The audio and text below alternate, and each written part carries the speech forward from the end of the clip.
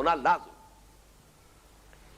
یہ جو 3 مرحلے میں نے گنوائے ہیں، انقلابی نظریہ، اس کی نشر و اشاعت، جو اسے قبول کریں فیس ویلیو پر، کانشسلی، شعوری طور پر، ان کو منظم کرنا، پھر ان کی تربیت، اس سے ایک انقلابی جماعت یا انقلابی قوت حاصل ہوتی ہے۔ یہ اصل سرمایہ ہے، یہ وہ طاقت ہے کہ جس کو اب آپ کو میدان میں لانا ہے۔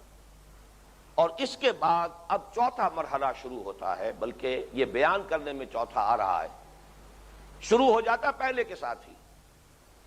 جیسے میں نے کل عرض کیا تھا کہ نظام زندگی کے بھی 3+3 گوشے کر دیے گئے ہیں، عقائد، عبادات، کچھ سماجی رسومات، یہ مذہب ہے، اس میں ہر ایک کو آزادی حاصل ہے۔ معاشرت، معیشت، سیاست، یہ ایک علیحدہ ہے، 3 چیزیں علیحدہ ہیں، ان کا تعلق سیکولر جو فیلڈ آف لائف ہے اس کے ساتھ ہے۔ تو 3+3 6، انسانی زندگی گویا کہ 6 حصوں میں منقسم ہوئی۔ یہاں بھی 3+3 6 ہیں۔ پہلے 3 جس سے کہ ایک انقلابی قوت، انقلابی جماعت، انقلابی جمعیت وجود میں آئی۔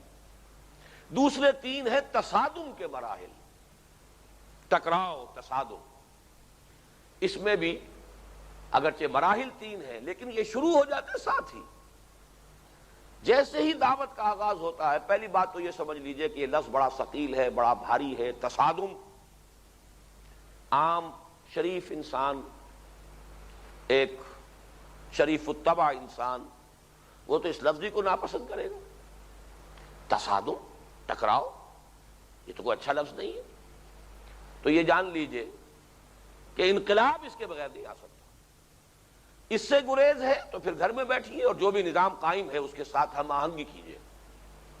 جو بھی ہے، آپ کے دل میں کوئی احتجاج ہو، پروٹیسٹ ہو، ریزنٹمنٹ ہو، کچھ بھی ناخوشی ہو، بس رہی ہے، لیکن یہ کہ اگر تصادم مول لینے کے لیے تیار نہیں تو پھر انقلاب نہیں آئے گا۔ انقلاب کے لیے تو تصادم ناگزیر ہے۔ بلکہ سادہ سی مثال یہ ہے کہ ایک چھوٹا سا پودا بھی زمین میں ہے، اسے اکھیڑنے کے لیے خوب اس کے ساتھ کشتی کرنی پڑتی ہے، اس کو ہلانا جلانا پڑتا ہے، تو پھر کہیں جا کر وہ جڑ چھوڑتا ہے اپنی۔ تو جمع جمایا نظام جس کے ساتھ ویسٹڈ انٹرسٹ ہیں، مفادات ہیں، مراعات یافتہ طبقات ہیں، ایسے طبقے ہیں جنہیں خصوصی مراعات حاصل ہیں، پریولیج کلاسز ہیں، اس نظام کو آپ تلپٹ کرنا چاہتے ہیں، اس کو جڑ سے اکھیڑنا چاہتے ہیں، اس کو بدلنا چاہتے ہیں، ان کے مفادات پر آنچ آئے گی، وہ ریزسٹ کریں گے۔ تو بہرحال تصادم کے بغیر انقلاب کا کوئی تصور نہیں۔ اور ایک بات اور نوٹ کیجئے، یہ بھی شاید اچھی نہ لگے، تصادم کا آغاز حقیقتاً انقلاب کے علمبرداروں کی طرف سے ہوتا ہے۔ یہ وہ ہیں جو کہتے ہیں یہ نظام غلط ہے، تمہاری فکر غلط ہے، تمہاری سوچ غلط ہے، تمہارے نظریات غلط ہیں، تمہارے عقائد غلط ہیں، تمہارا یہ معاشرتی ڈھانچہ غلط ہے، تمہارا یہ سیاسی نظام غلط ہے، تمہارا یہ معاشی نظام غلط ہے۔ تو تصادم کا آغاز تو انہوں نے کیا نا، ورنہ تو لوگ رہ رہے ہیں، بس رہے ہیں۔ وہ بیچارے جو ہیو ناٹس ہیں، وہ بھی اپنی تقدیر پر صابر و شاکر بیٹھے تھے، صبر شکر کر رہے تھے، جو بھی سوکھا سوکھا مل رہا تھا کھا رہے تھے۔ یہ تو آپ نے کھڑے ہو کر کہا ہے کہ یہ ظلم ہے، یہ استحصال ہے، اس کو ختم کرو، اس کو بدلو۔ یا جو بھی تھے مجبور۔ آپ کو یاد ہوگا کہ بنی اسرائیل کو حضرت موسیٰ علیہ السلام نے اس بدترین عذاب سے نجات دلائی ہے، لیکن یہ کہ ذرا سی تکلیف آئی ہے صحرائے سینا میں، کھانے پینے کی دقتیں ہوئی ہیں، تو ہمیشہ آ کر سر ہو جاتے تھے کہ بروا دیا تم نے ہمیں یہاں لا کر، ہم تو وہاں بہتر تھے، اس سے غلامی تھی، بیگار تھی، کھانے کو تو ملتا تھا، وہ بولے وہ پیاز اور لہسن اور وہ مسور کی دال، وہ چیزیں، وہ لذتیں، وہ چٹخارے یاد آ رہے ہیں، وہاں سب کچھ کھانے کو تو ملتا تھا، تم نے بھوکا بروا دیا۔ تو واقعہ یہ ہے کہ انسان جو ہے، جو بھی صورتحال ہوتی ہے، برسر ابن آدم ہرچہ آیت میں گزرت، انسان قانع ہو جاتا ہے، خوگر ہو جاتا ہے، عادی ہو جاتا ہے، اور وہ جو بھی ہے مظلوم ہے، مقہور ہے، مجبور ہے، دبایا گیا ہے، مستضعف ہے، لیکن اپنی قدرت، اپنی قسمت پر قانع ہے۔ انقلابی طاقت کھڑی ہوتی، یہ غلط ہے۔ لہذا تصادم کا آغاز اصل میں انہوں نے کیا ہے۔ حقیقت کو سمجھیے، جو اس نظام کے علمبردار ہیں، جو اس نظام کے محافظ ہیں، نظام کہنہ کے پاسبانوں، یہ معرض انقلاب میں ہے، وہ تو ریئیکٹ کر رہے ہیں، ان کا رد عمل ہے، وہ ڈیفنس پر ہیں، وہ تو اپنے تحفظ کے لیے میدان میں آئے ہیں۔ لہذا نمبر ایک تصادم ناگزیر انقلاب کے لیے، انقلاب کا کوئی تصور بغیر تصادم کے نہیں. یہ باتیں بڑی کلیئر ہونی چاہیے، واضح اگر نہیں ہوں گی تو قدم قدم پر انسان کا جو ہے طبیعت رکتی ہے، قدم قدم پر جیسے گاڑی ناکنگ کرتی ہے، گاڑی چل نہیں پا رہی آگے. اس لیے کہ بعض تصورات ذہنوں میں تصادم تو کوئی اچھی بات نہیں ہے، خون ریزی تو کوئی اچھی بات نہیں ہے، یہ چیزیں جو ہے یہ تو بہرحال پسندیدہ چیزیں نہیں. تو تصادم تک ابھی میں آیا ہوں، خون ریزی والی بات بعد میں آئے گی.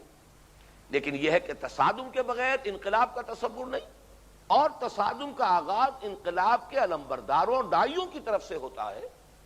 جو نظام ایگزسٹنگ ہے وہ تو در حقیقت اپنے آپ کو ڈیفینڈ کر رہا ہے، ڈیفینسو پر ہے، رد عمل ہے اس کا، عمل اس کا نہیں ہے، عمل تو در حقیقت ان کا ہے. وہ جو تھرڈ لا آف موشن ہے نیوٹن کا، to every action there is an equal and opposite reaction. تو ایکشن تو در حقیقت انقلابیوں کی طرف سے شروع ہوا. یوں سمجھئے کہ ایک تالاب ہے، اس میں پانی بڑا پرسکون تھا. پہلا پتھر کس نے مارا؟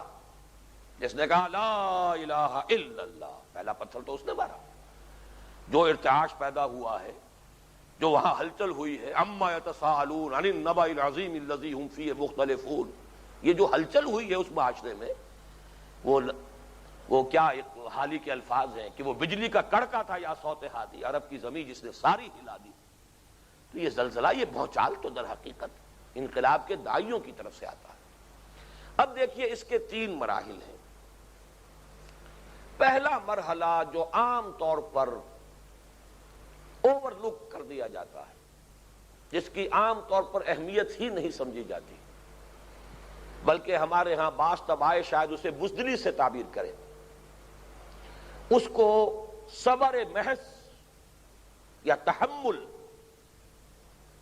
جو بھی جوابی رد عمل ہوا ہے معاشرے کی طرف سے، پرسیکیوشن ہے، دباؤ ہے، انہیں مارو، انہیں پیٹو، انہیں بھوکا رکھو، دن میں تارے نظر آ جائیں ان کو، یہ جو انقلاب کا نعرہ لگانے والے ہیں، نظام بدلنے کا داعیہ لے کر جو اٹھے ہیں،